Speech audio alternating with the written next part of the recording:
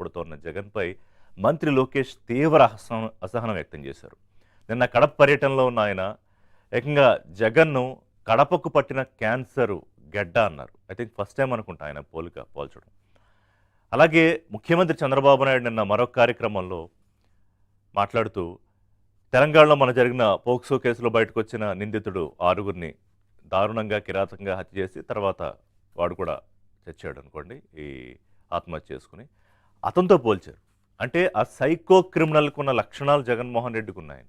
అంటే ఒకవైపు మంత్రి లోకేష్ ఒక మహమ్మారితో, క్యాన్సర్ లాంటి మహమ్మారితో పోల్చడం, చంద్రబాబు నాయుడు సైకోతో పోల్చడం. అంటే ఎందుకు ఈ స్థాయిలో ముఖ్యమంత్రి కానీ, మంత్రి కానీ, లేకపోతే ఇతర నేతలు కానీ వాళ్ళు మాట్లాడుతున్నారంటే ఇది దాదాపుగా రాష్ట్రంలో మెజారిటీ ప్రజల్లో ఉన్న అభిప్రాయాన్ని వాళ్ళు వ్యక్తం చేస్తున్నారని అనుకోవాలి.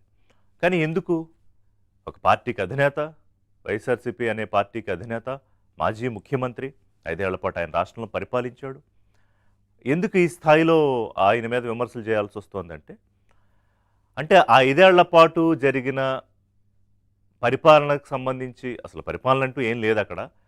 కేవలం నేను పనిచేశాను మీ అందరికీ.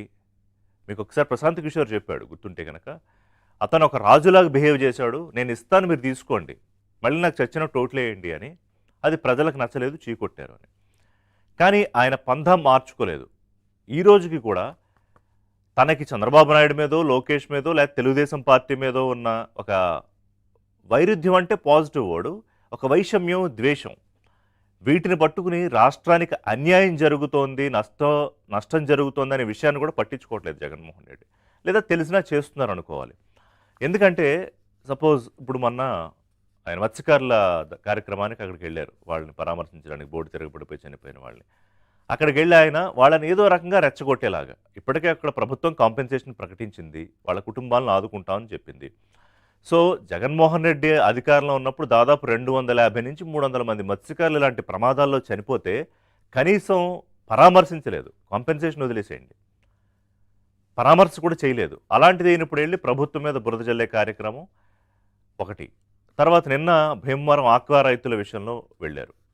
అక్కడ ఆక్వా వర్సిటీ జగన్మోహన్ రెడ్డి పరిపాలనలో ఉన్నప్పుడే ఆక్వా వర్సిటీ విద్యార్థులు ఒక రకంగా నరకం అనుభవించారు. మరి ఆ విషయం ఆయన కన్వీనియంట్గా మర్చిపోతారు. వెళ్ళి పరామర్శ చేయడం ప్రజాస్వామ్యంలో ఉన్న హక్కు. కానీ అక్కడికి వెళ్ళినప్పుడు ఎక్కడికి వెళ్తే అక్కడ రెచ్చగొట్టేలాగా మాట్లాడడం. ఇప్పుడు విశాఖ వెళ్ళినప్పుడు సిదిరి అప్పలరాజు మాజీ మంత్రి కొడుకు, అంటే ఒక మనిషిని చంపేయడం అంటే అది మర్డర్ కాదు, ఇట్స్ అన్ యాక్సిడెంట్, బట్ ఒక అతను చనిపోయాడు. దాన్ని ఆయన ఏమన్నాడు, అవును పిల్లలు కదా, ఏం తప్పేంటి, గుద్దుతూ ఉంటారు, చచ్చిపోతే ఏంటి అన్నట్టు మాట్లాడాడు ఆయన. అదేంటది? ఇప్పుడు బాధ్యత గల మంత్రిగా సిదిరి అప్పలరాజే తీసుకొచ్చి ఇలా సరెండర్ చేయాలి, అది చేయలేదు. పైగా ఇంకొకటి ఎవరినో పెట్టి అక్కడ అంతా తారుమారు చేసి ఏదో వ్యవహారం చేయడానికి ట్రై చేశారు, but end of the day దొరికిపోయారు అనుకోండి. కానీ దాన్ని జగన్ సమర్థిస్తూ మాట్లాడిన విధానం గురించి మాట్లాడుతున్నాను నేను.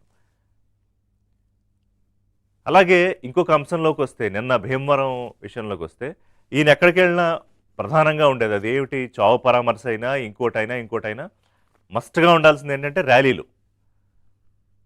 ఒక వేల సంఖ్యలో కార్లు, బైక్లు రావాలి. పైగా నిన్న బైకులంతా ఆ సైలెన్సర్లు తీసి ఒక భయంకర వాతావరణం, అక్కడ ఉన్న వాళ్ళందరూ కంప్లైంట్లు చేసే పరిస్థితికి వచ్చారు ఆ చుట్టుపక్కల ఉన్న వాళ్ళకి. అంటే ఏంటి, ఈయన వస్తుంటే అది ఆ హడావిడి, ఆర్భాటం, లేకపోతే ఒక బెదిరింపు ధోరణి చూపించాలా? పైగా ఆర్ఆర్ఆర్ అని పెట్టి పోస్టర్లు, ఏమిట రాజారెడ్డి రాజ్యాంగం అని. ఏమిటి రాజారెడ్డి రాజ్యాంగం? భారతదేశానికి ఉన్నది ఒకటే రాజ్యాంగం. అంటే వీళ్ళు రాజారెడ్డి రాజ్యాంగం అనే దాన్ని తీసుకొస్తామని అప్పుడు ప్రూవ్ చేశారు, మళ్ళీ ఇప్పుడు కూడా చెబుతున్నారు. సో రప్పా అని అరుపులు, కేకలు. ఈయన ఏమన్నా ఒకసారన్నా వాళ్ళని వారిస్తారా అంటే ఆయనే తప్పేంటి అన్నాడు కదా, రప్పా అంటే ఇంకా ఆయన వారించే అవకాశం కూడా లేదు. అంటే ఒక్కొక్క ఇన్సిడెంట్ చూసుకుంటూ ఉంటే, అది విశాఖపట్నం అయినా, మత్స్యకారుల విషయమైనా, లేకపోతే భీమవరం విషయమైనా, లేకపోతే అమరావతిని అడ్డుకోవడం విషయమైనా, అభివృద్ధిని ఆటంకపరచడానికి రాసే లేఖల విషయమైనా, అన్నీ చూసుకుంటే కనుక అందుకే మంత్రి లోకేష్ అలా పోల్చారా? లేకపోతే చంద్రబాబు నాయుడు ఒక హత్యలు చేసే ఒక సైకో కిల్లర్తో పోల్చారా?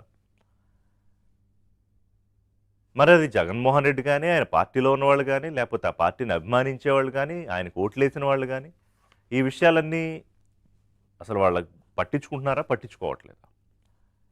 ఇప్పుడు ఇది రెడ్ బుక్ రీఓపెన్ చేయాల్సిందేనా అని ఎందుకంటే, వీళ్ళకి ధైర్యం ఏంటి? అంటే ఈ రప్పా అనే గొడవ చేసే వాళ్ళకి, నరికేస్తాం, చంపేస్తాం అనే వాళ్ళకి, రాజ్యాంగాన్నే మార్చేస్తాం, రాజారెడ్డి రాజ్యాంగం తీసుకొస్తాం అనే వాళ్ళకి ఎక్కడి నుంచి వచ్చిన ధైర్యం? వాళ్ళ వెనకాల ఎవరో ఉన్నారు అనే కదా! ఉన్నారు కాదు, ఉంటానని ఆయన వాళ్ళతో మాట్లాడినప్పుడు కూడా చెప్పారు. మీ మీద కేసులో లేకపోతే అరెస్టులో వీటికి భయపడకండి. రేపు మన ప్రభుత్వం వచ్చాక అన్నీ నేను తీయించేస్తానంటే ఇక ఎవడో ఆగుతాడు? అందరూ రెచ్చిపోతున్నారు. ఇప్పుడు అందుకే నిన్న లోకేష్ కడపలో మాట్లాడుతూ అంటే ఆయన మంత్రి స్థాయిలో ఇంకా విచారణ దశలోనే ఉన్నా కూడా స్పష్టంగా నేను చెప్పింది ఏంటంటే నేను పాదయాత్ర చేసినప్పుడు చెప్పాను, ఇప్పుడు చెప్తున్నాను. వివేకానంద రెడ్డి చంపింది అంటే వాళ్ళ జగన్మోహన్ రెడ్డి బాబాయిని చంపించింది జగన్మోహన్ రెడ్డి అని బహిరంగంగా చెప్పాడు ఆయన. మరి కేసు సిబిఐయో లేకపోతే కోర్టులో నడుస్తూ ఉందంతా. సునీత రెడ్డి ఇంకా పోరాటం చేస్తున్నారు. తన తండ్రిని చంపింది ఎవరో తెలిసినా కూడా ఏం చర్యలు తీసుకోలేకపోతున్నారు. అందులో ఇన్వాల్వ్ అయిన వాళ్ళందరినీ జగన్మోహన్ రెడ్డి చిన్నపిల్లాడు, పాపం అతనికి ఏం తెలుసు అంటున్నాడు, నాకు న్యాయం చేయండి అని ఆవిడ తిరుగుతున్నారు. కానీ మంత్రి మరి నిన్న ఓపెన్గానే స్టేట్మెంట్ ఇచ్చేశారు జగన్మోహన్ రెడ్డి అని. సో ఈ ఇన్సిడెంట్స్ అన్నీ చూస్తే ఒకటి అక్కడ వివేకానంద రెడ్డి మర్డర్ దగ్గర మొదలుపెట్టి నిన్న ఆక్వా రైతుల విషయంలో చెప్పిన పచ్చి అబద్ధాల వరకు కూడా there is a clear agenda. ఆ ఎజెండా ఏంటి? ఒకటి, రాజకీయంగా తను పైచేయి సాధించాలి. అదోకే, రాజకీయంగా ఎవరైనా రాజకీయ పార్టీ నాయకులు అనుకుంటారు. ప్రభుత్వం మీద వ్యతిరేకత తీసుకురావాలి, అది కూడా రాజకీయాల్లో సహజంగానే చేస్తారు. కానీ ఎట్ ద కాస్ట్ ఆఫ్ రాష్ట్రంలో అభివృద్ధి ఆగిపోతూ, పెట్టుబడులు పెట్టాలనే వాళ్ళు భయపడుతూ, హత్యలు నేరాలు చేస్తామనే వాళ్ళు రెచ్చిపోతూ, ఏదైనా చేయొచ్చు, రేపు మా జగన్ వచ్చిన తర్వాత మా మీద కేసులు తీసేస్తాడు అనే వీరంగం ఆడుతూ, రప్పా అంటూ, పట్టపగలే మీరు నరికేంట్రా నా పార్టీ నాయకులు చెప్తూ, మహిళల్ని కించపరుస్తూ, ఇంకా అండ్ సో ఆన్. ఇవన్నీ చేస్తున్నందుకే రెడ్ బుక్ రీఓపెన్ చేయాల్సిందేనా అనేది చర్చ. బ్రేక్ తీసుకుందాం. బ్రేక్ తర్వాత డిబేట్లోకి వెళ్దాం.